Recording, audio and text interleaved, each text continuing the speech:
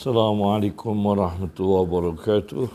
Bismillahirrahmanirrahim. Alhamdulillah. Salatan wassalaman ala Sayyidina Muhammad ibn Abdullah Rasulillah wa ala man sahibah wa tabi'ah hudah. Amma ba'd. Tafsir Ma'anil Quran wa I'rabuh, karya Az-Zajjaj, dengan 5 jilid. Ini kitab jilid 1, kemudian jilid 5, ini jilid 5, terbitan Darul Hadis Kairo. Beliau dengan nama lengkap Abu Ishaq Ibrahim bin Sirri bin Sahal. Disebut Az-Zajjaj karena bekerja sebagai tukang bubut kaca, khiratatuz zujaj. Maka itu pekerjaannya Imam Zajjaj. Beliau ketika wafat pada bulan Jumadil Akhirah tahun 311 Hijriah. Ketika beliau menjelang wafat, ini di pengantarnya ini Ustadz Dr. Abdul Jalil Abduh Shalabi. Di halaman 44, ketika Az-Zajjaj menjelang wafat, ditanya umurnya berapa. Lalu dia menggerakkan jari-jarinya, mengisyaratkan umurnya 70 tahun. Jadi kalau wafatnya tahun 311, maka lahirnya diperkirakan tahun 241. Di halaman 21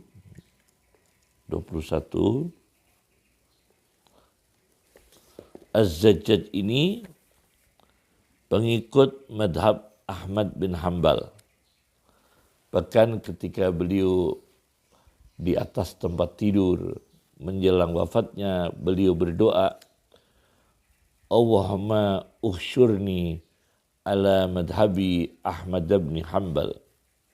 Ya Allah, kumpulkan kami di padang mahsyar dalam status bermadhab Ahmad bin Hanbal. Dan di dalam kitab Ma'anil Quran ini, beliau dibaca oleh para ahli menunjukkan kuat imannya, wasabati aqidatihi, kokoh tetap akidahnya, wastidadihi liddifa' anil Islam, dan selalu membela agama Islam dengan instrumen kesiapan beliau. Kama yabdu tawarruhu, seperti yang tampak kewiraian beliau, kehati-hatian beliau akan bahayanya syubhat dan haram. Fi takhdirihi, beliau memperingatkan, min qiraatin, dari satu model qiraah bacaan Quran, lam tarid, yang tidak datang di data-data mutawatir, jangan dibaca, kata beliau. Wa in kanatil lughatu tujizuha, meskipun bahasa memperbolehkan. Nah, ini diantara tanda kewiraian beliau. Kemudian di halaman 35,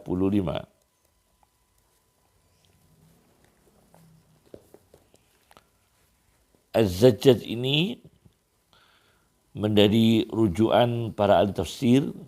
Az-Zamakhsyari di dalam tafsir Al-Kasyafnya, beliau dengan tegas berpegang i'tamada 'ala Az-Zajjaj fi dirasatihi al-lughawiyah,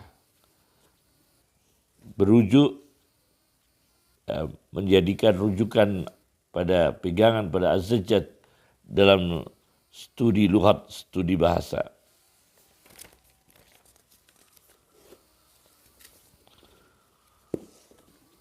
Lalu di halaman 196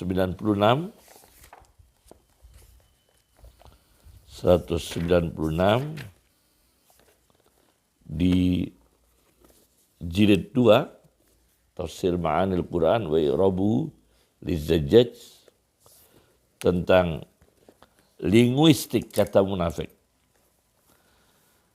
Ketika beliau menafsirkan nafaqon fil ardi di surat Al-An'am. Nafaqon itu adalah leng, lubang, atau dalam bahasa Arab sekarang terowongan, terowongan tanah, leng, lubang. Kemudian beliau mengungkapkan nafaqon itu dari kata berhubungan dengan kata nafiqa. Nafiqa ini salah satu lubang jerbua, suatu binatang yang seperti tikus, yerbu, jerbua. Dia jerbua ini melubangi tanah dari dalam, dilubangi sampai pada kulit tanah, permukaan bagian atas. Kalau sudah sampai pada kulit tanah, jerbua ini melubangi dari dalam sampai pada kulit tanah, permukaannya, kemudian oleh jerbua dialuskan, ditipiskan. Jadi di lubang itu ditipiskan. Nah, begitu ada benda yang merayap di atasnya, hatta in rabahu dabib, ada benda yang merayap di atasnya, jerbua yang di dalam tanah itu, rafa'a birasih, mengangkat kepalanya bihadal makan, mengangkat kepalanya untuk membuka tempat ini, wa kharaja minhu, dan keluar dari lubang itu. Nah, ini namanya nafiqa. Nafiqa, huruf terakhirnya adalah hamzah. Maka orang munafik ini disebut munafik. Li'annahu abtana ghaira ma'adhara, merahasiakan di dalam batinnya apa yang bukan yang dilahirkan. Kan nafiqa, seperti nafiqa lubang ini, alladhi dhahiruhu ghairu bayyin, yang secara lahir di atasnya itu tidak jelas kalau di dalamnya ada lubangnya. Wa batinu hafrun fil ardi, di dalam batinnya itu ada lubang di tanah. Orang munafik, lahirnya baik, batinnya itu dalamnya adalah tempat atau fikiran mencelakakan orang. Ini di Ma'anil Quran jilid 2 halaman 196. Kemudian saya baca lagi di jilid 5. Jilid 5 halaman 142. Tentang istri dan anak menjadi musuh. Di surat Taghabun. Di surat Taghabun, inna min azwajikum wa auladikum aduwwan lakum fahdharuhum. Sesungguhnya di antara istri-istrimu dan anak-anakmu menjadi musuhmu, maka waspadalah dengan mereka. Di sini diceritakan ketika Rasulullah SAW memerintahkan untuk eksodus, eksodus atau keluar atau hijrah dari Makkah menuju Madinah. Maka sebagian kelompok semangat, suami-suami ini semangat untuk meninggalkan Makkah, berangkat pindah Madinah, keselamatan agama, keluarga, akidah, sesuai perintah Nabi Muhammad SAW. Maka istri dan anaknya berteriak kepada suaminya dan kepada ayahnya. Istri kepada suaminya, anak-anaknya kepada ayahnya. Qad sabarna lakum ala mufaraqatid din. Kita sabar, Pak, ikut kalian, pisah dengan agama nenek moyang kita tinggalkan berhala, kita tinggalkan paganisme. Tapi wala nasbiru lakum ala mufaraqatikum.